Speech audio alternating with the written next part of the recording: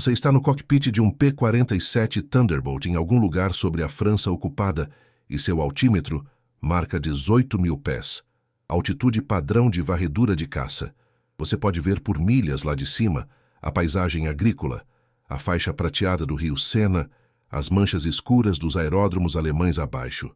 Você se sente seguro nesta altura. Você está enganado. Porque no verão de 1943, pilotos de caça americanos estavam morrendo nessa altitude mais rápido do que as forças aéreas do exército podiam substituí-los. Os números contavam uma história brutal. Entre junho e setembro de 1943, a 8ª Força Aérea perdeu 214 aeronaves de caça sobre a Europa. Não por falha mecânica, não por falta de combustível, mas para caças alemães que podiam subir mais rápido, fazer curvas mais fechadas e estavam lutando nesses céus desde 1940. Os Bf-109s e FW-190s da Luftwaffe dominavam as altitudes entre 15.000 e 25.000 pés. Eles aperfeiçoaram o bote, mergulhando de surpresa vindo do sol, despedaçando um P-47 com fogo de canhão de 20 milímetros, depois subindo de volta para a segurança antes que o piloto americano sequer soubesse o que o atingiu. Cada briefing de missão se tornava uma previsão de baixas. O Major Hub Zema comandava o 46º Grupo de Caças em Haworth e, em agosto de 1943, ele tinha visto cadeiras vazias demais aparecerem no refeitório. A doutrina tática não estava funcionando. As forças aéreas do exército tinham treinado todo piloto para manter a vantagem de altitude, para lutar no plano vertical, para nunca abrir mão da sua altura. Era um dogma. Também estava matando a todos. Zema começou a pensar no proibido. E se a altitude fosse o problema, não a solução? E se a resposta estivesse para baixo, não para cima? A ideia parecia insana. Voar baixo significava que você não podia ver as ameaças se aproximando. Significava que um erro te faria colidir com o solo francês antes que você pudesse reagir. Significava voar devagar o suficiente para que o fogo antiaéreo alemão pudesse te rastrear. Todo o manual tático dizia que a penetração em baixa altitude era suicídio para caças monomotores. Mas Zema olhou para aqueles 214 aviões perdidos e fez uma pergunta simples. Comparado a quê? Comparado à taxa de sobrevivência atual, porque essa também não estava funcionando. Em setembro de 1943, Zema chamou discretamente 3 de seus pilotos mais experientes, o capitão Walker Mahurin, o tenente Bob Johnson e o capitão Jerry Johnson. Ele lhes disse para esquecerem tudo o que tinham aprendido sobre disciplina de altitude. Na próxima missão, depois que o dever de escolta de bombardeiros estivesse cumprido, ele queria que eles descessem. Não para 10.000 pés, nem para 5.000, mas até lá embaixo. Raspar as árvores, ver o que acontece. Se fossem submetidos à corte marcial, ele assumiria a culpa. Os 3 pilotos se entreolharam. Todos tinham perdido o wingman no mês anterior. Eles concordaram. Em 27 de setembro de 1943, aqueles 3 P-47 mergulharam de 18.000 pés para 200 pés sobre o interior da França. Eles voaram tão baixo que fazendeiros franceses mergulharam em valas. Eles voaram rápido, a 350 milhas por hora, com seus aceleradores curvados para a frente. E algo inesperado aconteceu. Eles viram um aeródromo alemão perto de Beauvais, com FW-190s alinhados como brinquedos. Os pilotos da Luftwaffe nunca os viram chegando. O P-47 rasgou o campo na altura das hélices, com as armas disparando. 4 FW-190s explodiram antes que os artilheiros alemães sequer chegassem às suas posições antiaéreas. Os 3 americanos subiram, mantiveram-se baixos e voltaram para casa. 0 perdas, 4 abates, e uma revolução tinha acabado de começar. Voar no nível das copas das árvores não era apenas voar baixo. Era transformar a física em arma de maneiras que invertiam toda a vantagem alemã. Quando você está a 50 pés voando a 350 milhas por hora, as regras do combate aéreo paravam de fazer sentido para todos, exceto para o cara que estava fazendo isso. A Luftwaffe tinha estações de radar espalhadas pela França. Sistemas sofisticados, Freya e Würzburg, que podiam detectar formações aliadas a 80 milhas de distância em altitude. Eles vetorizavam os BF-109s para interceptar com bastante tempo para subir, se posicionar e atacar. Mas as ondas de radar viajam em linhas retas e a terra é curva. Abaixo de 500 pés, você desaparecia no que os operadores de radar chamavam de ground clutter. Os retornos de radar confusos, saltando de colinas, edifícios e árvores. A 50 pés, você estava invisível. Você se tornava um fantasma rasgando a França a 6 milhas por minuto. A vantagem no tempo de reação era ainda mais devastadora. Imagine um piloto alemão em um aeródromo avançado, sentado em seu FW-190, com o motor aquecendo para uma patrulha matinal. A 18.000 pés, ele receberia um aviso de 3 minutos do radar. Tempo de sobra para decolar, ganhar altitude e se preparar. A 50 pés, o primeiro aviso que ele recebia era o som dos motores Pratt e Whitney R2800 uivando sobre a linha das árvores. Do som ao impacto, 11 segundos. Não era tempo suficiente para correr para sua aeronave. Não era tempo suficiente para operar os canhões antiaéreos. Mal era tempo suficiente para entender que você estava prestes a morrer. Pilotos americanos começaram a pegar caças alemães no chão com suas rodas calçadas. Pilotos ainda subindo nos cockpits. Era matança, não combate. O diferencial de velocidade se tornou uma ferramenta de sobrevivência. Um P-47 em aceleração máxima fazendo 350 milhas por hora. No nível do solo, estava se movendo rápido demais para artilheiros alemães treinados em rastreamento de alta altitude. As equipes antiaéreas calculavam o tempo de avanço com base na altitude e na velocidade. Atire onde o alvo estará, não onde ele está. Mas na altitude de rasante, esses cálculos desmoronavam. No momento em que um projétil de 80 milímetros alcançava onde você deveria estar, você já tinha viajado 1/4 de milha adiante. O fogo antiaéreo leve. As armas de 20 milímetros e 37 milímetros exigiam rastreamento visual e movimento suave. Você não lhes dava nenhum dos dois. Você era um borrão que aparecia e desaparecia antes que o cérebro do artilheiro pudesse processar o que seus olhos tinham visto. Depois, havia o problema da perseguição. Digamos que um BF-109 o avista e mergulha para engajar. Ele tem velocidade. Ele tem posição. Ele te pegou em cheio. Exceto que não. Porque a 50 pés não há margem para erro. Toda manobra de perseguição que ele faz o arrisca a voar contra uma encosta ou uma árvore. Você não está apenas se esquivando dos tiros dele. Você o está forçando a escolher entre matar você ou matar a si mesmo. A maioria dos pilotos alemães subia. Eles tinham sido treinados para combate em altitude, onde você tinha 10.000 pés de perdão abaixo de você. Ninguém os tinha treinado para combate aéreo na altitude onde os pássaros vivem. A pressão psicológica se inverteu. De repente, o caçador estava aterrorizado e a presa estava confortável. Pilotos americanos descobriram que podiam usar o terreno como submarinos usam a profundidade. Vê um caça alemão? Mergulhe em um vale de rio e siga as curvas. O BF-109 ou perde o contato visual ou o segue em um labirinto de colinas onde sua vantagem de velocidade se torna uma desvantagem. Avista uma vila.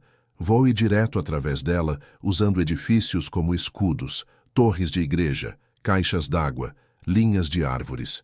Tudo se tornou cobertura tática. A Luftwaffe tinha dominado o céu. Os americanos roubaram o chão e o transformaram em uma arma. A física não se importava com a doutrina. E a 50 pés, a física estava do lado da América. O P-47 Thunderbolt não foi projetado para isso. A Republic Aviation o tinha construído como um interceptor de alta altitude. Um monstro de 7 toneladas destinado a escoltar bombardeiros a 25.000 pés, onde o ar era rarefeito e os turbocompressores importavam. Seu enorme motor R2800 gerava 2.000 cavalos de potência, mas toda essa potência era otimizada para subida e desempenho na estratosfera. Quando os pilotos começaram a trazer essas máquinas para o nível das copas das árvores no final de 1943, eles voltaram com painéis inferiores despedaçados, resfriadores de óleo danificados e histórias de impactos que deveriam tê-los matado. Os engenheiros da Republic perceberam que tinham acidentalmente construído o caça perfeito para baixa altitude. Eles só precisavam terminar o trabalho. A primeira modificação foi engenharia de sobrevivência pura. A partir de dezembro de 1943, a Republic começou a adicionar blindagem de 1/4 de polegada ao ventre do P-47 e ao caul inferior do motor. Isso não era proteção contra balas, era proteção contra a França. A 50 pés, você não estava apenas desviando do fogo inimigo. Você estava desviando de árvores, linhas de energia e da sua própria estupidez. Pilotos estavam roçando galhos, arrebentando fios de telefone e de alguma forma se mantendo no ar. A blindagem da barriga significava que quando e não se você raspasse uma copa de árvore, você poderia sobreviver. Eles adicionaram suportes reforçados ao redor do resfriador de óleo, depois que 3 pilotos voltaram mancando para casa com sistemas de resfriamento perfurados por impactos em árvores. Um piloto, o tenente Francis Gabreski, aterrissou em Hailworth com um galho de árvore de 6 pés preso em seu trem de pouso. A blindagem tinha salvado as linhas hidráulicas. A modificação da mira era mais sutil, mas igualmente crítica. A mira reflexiva N9 padrão era calibrada para tiro de deflexão em altitude, antecipando um alvo que está manobrando em espaço tridimensional a milhares de pés de distância. No nível do solo, seus alvos não estavam manobrando. Eles eram estacionários, aeronaves estacionadas, locomotivas, caminhões-tanque, colunas de suprimentos. Você precisava de uma mira que pudesse adquirir alvos instantaneamente, nos 2 segundos que você os tinha em vista, enquanto viajava a 350 milhas por hora.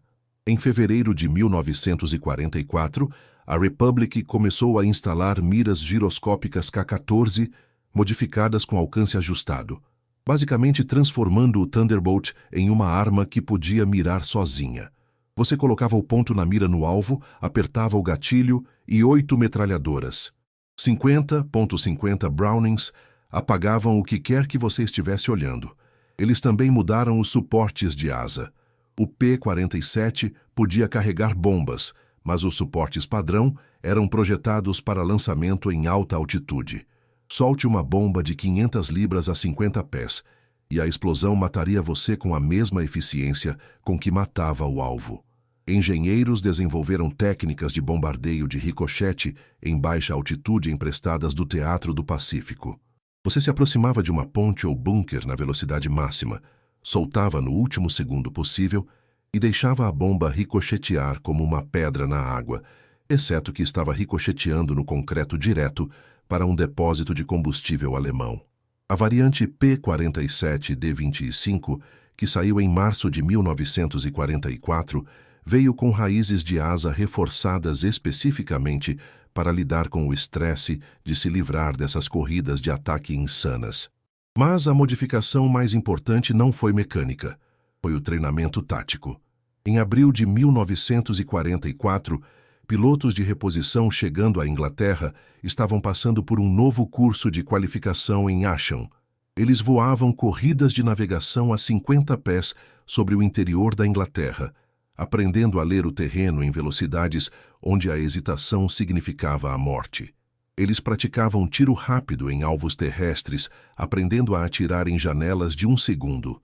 Eles voavam em formação na altura da cerca viva, até que voar tão baixo se tornasse normal em vez de suicida. Os instrutores eram pilotos que tinham sobrevivido a 2 meses da coisa real sobre a França. A lição deles era simples: a altitude mata você. A velocidade salva você e o P-47 pode aguentar danos que vaporizariam qualquer outro caça.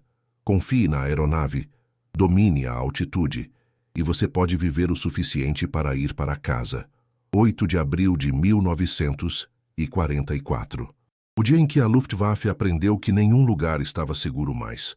O coronel Hubert Zema tinha passado 6 meses aperfeiçoando discretamente a tática de voo no nível das copas das árvores, revezando pilotos no curso de qualificação de rasante, estudando relatórios de inteligência sobre localizações de aeródromos alemães e esperando pelo momento certo para liberar tudo de uma vez. Esse momento chegou com o tempo primaveril clareando sobre a Normandia e a inteligência, confirmando que o Jagdgeschwader 2 e o Jagdgeschwader 26, duas das alas de caça de elite da Luftwaffe, estavam rotacionando esquadrões por bases avançadas perto de Évreux e Bernay.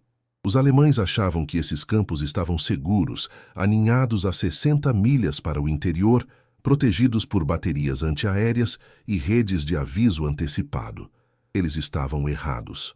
Zema lançou um ataque coordenado, envolvendo 48 P-47 de 3 grupos de caça, o 56º, o 78º e o 353º. Nenhum bombardeiro para escoltar, nenhuma varredura de alta altitude, apenas pura caça em baixa altitude. A formação se dividiu depois de cruzar a costa francesa, caindo para 100 pés, depois 50, trovejar através do interior da Normandia em voos de 4 aeronaves. Observadores da resistência francesa relataram mais tarde que podiam sentir o chão tremer. O primeiro voo atingiu às 4h47. 16 Bf-109s estavam no chão em vários estados de prontidão. Alguns taxiavam. Alguns ainda estavam sendo reabastecidos, vários com pilotos subindo a bordo. Os P-47 se materializaram da névoa da manhã a 360 milhas por hora. Os artilheiros alemães nunca conseguiram disparar um tiro. Em 90 segundos, 11 Bf-109s eram carcaças em chamas, e os americanos tinham sumido, já correndo em direção aos seus alvos secundários. A beleza do ataque coordenado era o tempo. A estrutura de comando da Luftwaffe dependia de comunicação por rádio e controle centralizado. Quando Évreux foi atingida, eles tentaram avisar outras bases, mas os americanos já estavam lá. Bernay foi atingida 8 minutos depois de Évreux. Beaumont-le-Roger foi atingida 4 minutos depois disso. Os controladores da Luftwaffe estavam tentando vetorizar caças para interceptar ameaças que já tinham atacado e desaparecido. Era como tentar esmagar moscas com uma marreta, enquanto as moscas estavam rasgando sua casa. Às 8h20, P-47 tinham atingido 7 aeródromos diferentes em um raio de 40 milhas. Os pilotos alemães que conseguiram decolar se viram tentando perseguir alvos que não conseguiam ver, voando em altitudes onde um erro significava desintegração. O tenente Robert Johnson, um dos 3 cobaias originais de Zema de setembro, liderou um voo que pegou uma Staffel de FW-190s no aeródromo de Conches durante o briefing matinal deles. Os pilotos alemães estavam parados ao lado de suas aeronaves quando o voo de Johnson passou gritando por cima da cerca do perímetro. A filmagem da câmera de arma de Johnson mostra o que aconteceu em seguida, e é difícil de assistir mesmo 80 anos depois. FW-190s explodindo em bolas de fogo, pilotos correndo para se abrigar, caminhões-tanque explodindo e espalhando fogo pela pista de voo. O relatório pós-ação de Johnson foi clínico. Destruídas 4 aeronaves no solo, provavelmente destruídas mais 2. Danos pesados no armazenamento de combustível. Nenhum fogo inimigo encontrado. Tempo sobre o alvo 11 segundos. 11 segundos que mataram 2 anos de treinamento e trabalho de manutenção da Luftwaffe. A ofensiva de uma semana de abril, que os pilotos americanos começaram a chamar de corridas Chattanooga Choo-Choo, depois que se expandiram para atingir trens, reivindicou 47 aeronaves alemãs confirmadas destruídas no chão, 23 locomotivas destruídas e incontáveis caminhões, depósitos de combustível e depósitos de munição transformados em crateras. O custo, 3 P-47, um para fogo antiaéreo, um por voar em uma linha de energia que o piloto nunca viu, um por falha de motor no caminho para casa. A taxa de perdas foi de 15-1 a favor dos americanos, e de repente, todo comandante de base da Luftwaffe na França estava gritando por mais canhões antiaéreos, mais camuflagem, mais qualquer coisa que pudesse parar os Thunderbolts rasantes. O desespero nas interceptações de rádio alemãs era óbvio. Os caçadores tinham se tornado as caças, e eles não tinham ideia de como revidar. O general-tenente Adolf Galland, comandante das forças de caça da Luftwaffe, leu os relatórios de perdas de abril e compreendeu imediatamente que sua força aérea estava enfrentando uma ameaça existencial. Perder aeronaves em combate era uma coisa. Você podia substituir aviões. Você podia treinar novos pilotos. Mas perdê-las no chão junto com os caminhões-tanque, munição e equipes de terra. Isso era a hemorragia de capacidade mais rápido do que a rede de logística em colapso da Alemanha podia repor. Em 19 de abril de 1944, Galland emitiu a diretiva 487 para todos os comandantes de Jagdverband na França, realocar as áreas de dispersão de aeronaves para pelo menos 800 metros das pistas de pouso, aumentar a cobertura antiaérea nas rotas de aproximação e estabelecer redes de observadores visuais nas vilas ao redor de todos os aeródromos. Era um curativo tático em uma hemorragia arterial e Galland sabia disso. O reposicionamento antiaéreo aconteceu primeiro porque era mais fácil. As forças terrestres da Luftwaffe arrastaram canhões automáticos de 37 mm e 20 mm para longe dos perímetros dos aeródromos e os colocaram a 1 quilômetro de distância, esperando pegar os P-47 antes que chegassem ao alcance de ataque. Não funcionou. Os americanos simplesmente voaram mais baixo, usando dobras de terreno e linhas de árvores para mascarar sua aproximação até estarem dentro do envelope antiaéreo. No momento em que as armas começavam a rastrear, os Thunderbolts já tinham disparado e estavam rasgando em velocidades que os artilheiros não conseguiam igualar.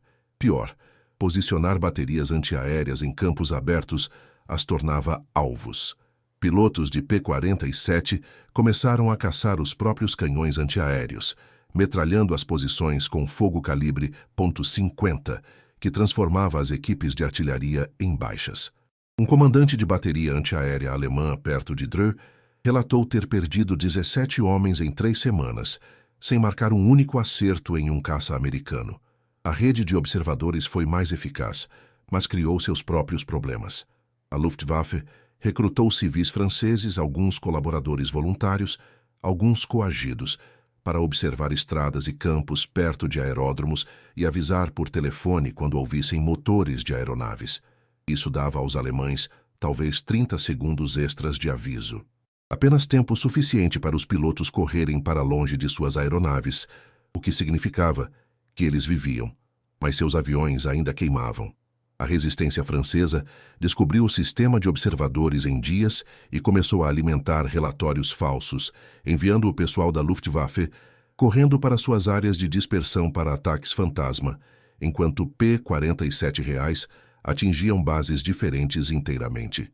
Em meados de maio, a rede de observadores tinha se tornado tão poluída com desinformação que os comandantes alemães pararam de confiar nela. A tática de dispersão foi a medida mais desesperada. Em vez de estacionar aeronaves em filas organizadas perto da pista de pouso, eficiente para manutenção e lançamentos rápidos, as equipes de terra alemãs começaram a esconder caças individuais em bosques de árvores, celeiros e revetments camuflados espalhados pelo campo. Isso salvou aeronaves de ataques de metralhamento, mas destruiu a prontidão operacional. Um Bf-109 escondido no celeiro de um fazendeiro, a 2 quilômetros da pista, precisava de 20 minutos para chegar à linha de voo, ser reabastecido, armado e decolar. Todo o objetivo de uma base de caça era a resposta rápida. Os americanos tinham forçado a Luftwaffe a escolher entre proteger suas aeronaves e realmente usá-las. Eles escolheram a proteção, o que significava que, mesmo quando caças alemães sobreviviam, eles não estavam voando. Galland tentou mais uma contramedida no final de maio, a Operação Würger, um plano para usar FW-190 equipados com blindagem adicional e canhões pesados para caçar os rasantes. A teoria era que esses caças pesadamente armados poderiam voar patrulhas de baixa altitude e pegar P-47 durante suas corridas de ataque quando os americanos estavam focados em alvos terrestres. Falhou espetacularmente. Os FW-190 blindados eram mais lentos e menos manobráveis do que as variantes padrão, e a 50 pés, essas desvantagens eram fatais. Na primeira semana das operações Würger, a Luftwaffe perdeu 6 de seus caças modificados sem marcar um único abate. O programa foi discretamente cancelado. Não havia contramedida para o voo rasante, porque a tática não era justa.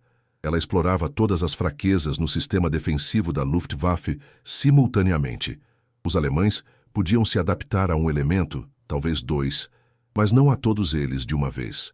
Em junho de 1944, os comandantes da Luftwaffe na França tinham aceitado uma realidade sombria. Suas aeronaves não estavam seguras no chão, não estavam seguras na decolagem, e os americanos podiam atacar em qualquer lugar, a qualquer momento. A superioridade aérea tinha se tornado terror aéreo. Viver a 50 pés significava aprender uma linguagem de sobrevivência inteiramente nova, que não tinha nada a ver com a Luftwaffe. Você podia dominar todos os princípios táticos, executar tiros perfeitos e ainda morrer porque um bando de estorninhos explodiu através da sua cobertura a 350 milhas por hora. O tenente James Goodson, do 4º Grupo de Caças, aprendeu isso em 3 de maio de 1944, quando uma colisão com um pássaro estilhaçou seu para-brisa sobre o Vale do Loire. Sangue, penas e plexiglass quebrado em seu rosto, meio cego, vento rasgando seus olhos a 300 milhas por hora. De alguma forma, ele manteve o manche firme e saiu da zona da morte. Ele aterrissou em uma pista de emergência com cacos de vidro encravados em suas bochechas. O pássaro tinha sido um corvo. Depois disso, os pilotos começaram a chamá-los de fogo antiaéreo voador e desenvolveram um instinto para detectar o comportamento dos pássaros. Se você os via se dispersar, algo estava ali. Árvores, fios e outras aeronaves. Os pássaros conheciam o terreno melhor do que você. As linhas de energia eram piores porque você não podia vê-las até já as ter atingido. A rede elétrica rural da França era uma teia de morte esticada, entre postes de madeira exatamente na altitude que os pilotos americanos estavam voando. Os fios eram finos, quase invisíveis contra a paisagem e tensionados fortes o suficiente para cortar alumínio como fio de queijo. Em abril e maio de 1944, a 8ª Força Aérea perdeu 9 P-47 devido a colisões com linhas de energia. Não perdas de combate, nem mesmo contadas como ação inimiga, apenas baixas administrativas que entraram nas estatísticas como atingiu obstáculo durante voo em baixa altitude. O tenente William O'Brien atingiu uma linha perto de Chartres, que se enrolou em sua hélice e derrubou 3 postes de telefone antes de se partir. O tranco quase arrancou o motor da fuselagem. Ele voou 10 milhas antes que as vibrações o forçassem a saltar. As equipes de resgate encontraram o P-47 com 40 pés de fio de cobre ainda emaranhados nas pás da hélice. A pressão psicológica do voo rasante não era o medo de morrer. Todo piloto de combate vivia com isso. Era o medo de morrer estupidamente. Em altitude, se você fosse morto, era combate. Honroso. Alguém escreveria uma carta para sua mãe sobre sua bravura. A 50 pés. Se você fosse morto, era porque você avaliou mal uma encosta, ou não viu a chaminé ou se distraiu por meio segundo. Seu wingman relataria, voou contra o chão, e todos saberiam que você tinha cometido um erro. Esse conhecimento criava um fardo mental que alguns pilotos não conseguiam carregar. O 56º Grupo de Caças teve 3 pilotos em maio de 1944 que solicitaram transferência para serviço de escolta de bombardeiros. Missões em altitude porque não conseguiam mais lidar com o estresse do nível do solo. Um deles, um capitão com 14 abates, disse ao cirurgião de voo que preferia enfrentar toda a Luftwaffe a 20 mil pés do que voar outra missão no nível das árvores. O cirurgião aprovou a transferência sem julgamento porque todos entendiam. O custo físico era igualmente brutal. Voar na velocidade máxima por períodos prolongados, enquanto escaneava constantemente o terreno, e as ameaças criavam uma exaustão que ia além da fadiga normal de combate. Seu corpo produzia adrenalina continuamente por 2 horas. Seus olhos se esforçavam para rastrear características do solo, correndo em sua direção a 6 milhas por minuto. Suas mãos e braços lutavam contra microcorreções constantes para manter a aeronave estável em uma altitude onde um erro de 2 graus significava a morte. Os pilotos aterrissavam depois de uma missão de rasante e encontravam seus macacões de voo encharcados de suor, apesar de voarem em clima de 50 graus. Alguns não conseguiam segurar xícaras de café firmemente por 1 hora após o pouso.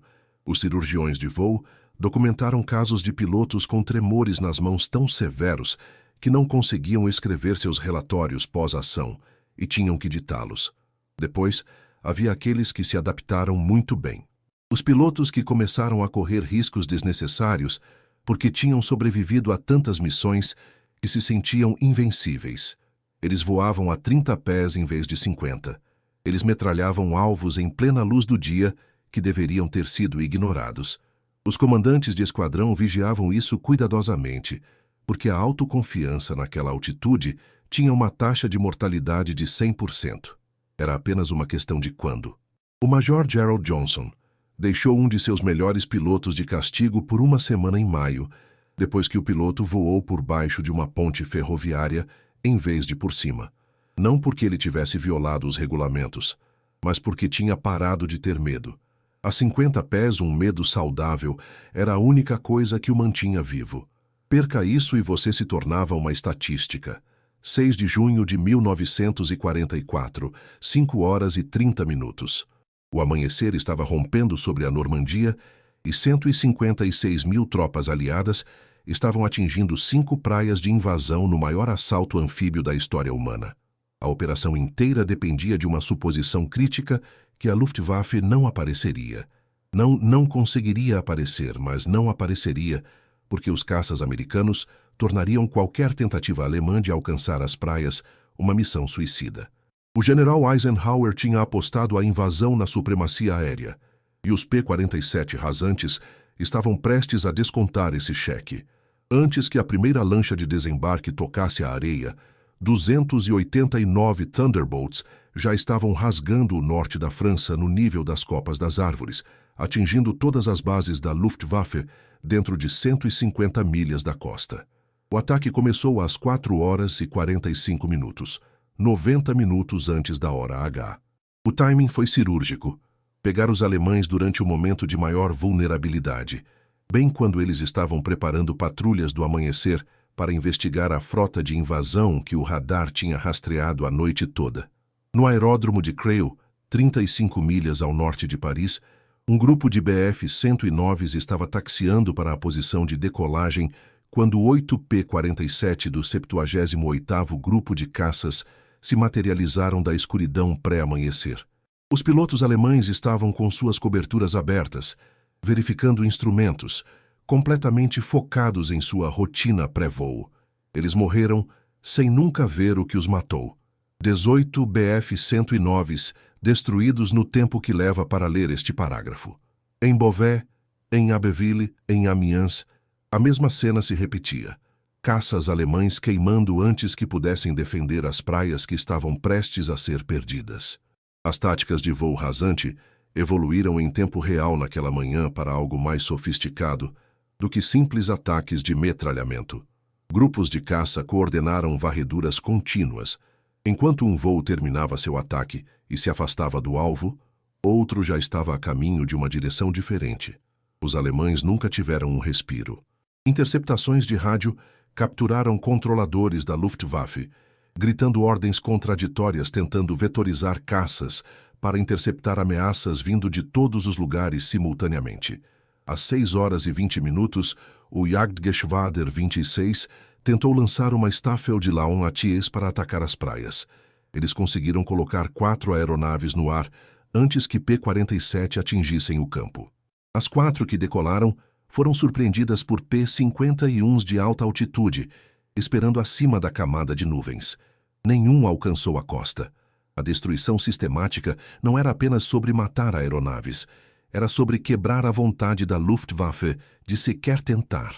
Às 8 horas, enquanto as tropas americanas lutavam na arrebentação da praia de Omaha, a Luftwaffe tinha conseguido colocar exatamente 2 aeronaves sobre a frota de invasão, 2 aviões de reconhecimento que foram abatidos em minutos. Relatos dizem que Hitler passou a manhã furioso com seus comandantes aéreos, exigindo saber onde estava a Luftwaffe. A resposta era simples: queimando em aeródromos por toda a França. Os rasantes tinham voado 847 sortidas individuais naquele dia, um ritmo operacional que deveria ter sido impossível. Eles não voaram missões organizadas de 8 horas com períodos de descanso. Eles voavam, aterrissavam, rearmavam, reabasteciam em 20 minutos e decolavam novamente.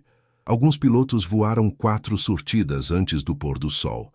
As equipes de terra trabalharam com uma intensidade tão maníaca que várias desmaiaram de exaustão. As horas do dia viram os P-47 se expandirem além dos aeródromos para destruir sistematicamente qualquer coisa que se movesse em direção à Normandia. Trens, comboios de caminhões, depósitos de combustível, pontes. Se pudesse apoiar um contra-ataque alemão, tornava-se um alvo prioritário. O tenente-coronel Francis Gabreski liderou um voo que pegou uma coluna Panzer alemã tentando se mover em direção a Caen. Os tanques estavam fechados com as tripulações dentro, movendo-se na velocidade da estrada sem cobertura aérea. O voo de Gabreski não tinha bombas, apenas munições API calibre .50, perfurantes incendiárias. Eles metralharam a coluna a partir de ângulos do convés do motor, onde a blindagem era mais fina. 3 Panzerfahs explodiram, suas munições cozinhando em explosões secundárias. As colunas se dispersaram na linha de árvores e não se moveram novamente até depois do anoitecer. Multiplique essa cena por 50 estradas diferentes e você entenderá por que os reforços alemães, que deveriam ter chegado à Normandia em 6 horas, levaram 3 dias. Ao pôr do sol em 6 de junho, a Luftwaffe tinha voado 319 sortidas sobre a Normandia. Os aliados tinham voado 14.674. A diferença era o voo rasante. Cada aeronave alemã que conseguiu sobreviver aos ataques terrestres enfrentou uma prova de fogo de caças americanos de baixa altitude entre sua base e o campo de batalha. As poucas que passaram não realizaram nada. A invasão foi bem sucedida, porque o céu sobre aquelas praias pertencia inteiramente aos aliados. E o céu pertencia a eles porque os pilotos de P-47 tinham passado 7 meses aprendendo a matar uma força aérea antes que ela pudesse voar. O dia D não foi vencido apenas nas praias. Foi vencido a 50 pés sobre a França, uma bagunça em chamas por vez. A revolução do voo rasante não terminou quando a guerra terminou. Ela reescreveu o manual sobre como as forças aéreas pensam sobre apoio aéreo aproximado e interdição no campo de batalha. Em agosto de 1944, todas as forças aéreas aliadas na Europa tinham adotado alguma versão das táticas de voo no nível das copas das árvores. Typhoons e Tempestes britânicos começaram a voar ataques semelhantes de baixa altitude. Os IL-2 Sturmovix soviéticos, já projetados para ataque ao solo, refinaram seus padrões de aproximação com base em relatórios pós-ação americanos. A própria Luftwaffe tentou copiar as táticas em seus poucos setores operacionais restantes, mas a essa altura eles careciam de combustível, tempo de treinamento e aeronaves para fazer isso funcionar. Os P-47 rasantes tinham demonstrado algo profundo, que a superioridade aérea não era sobre controlar o céu acima do campo de batalha, era sobre controlar cada centímetro de espaço aéreo do nível do solo para cima. Você não podia mais vencer apenas em altitude.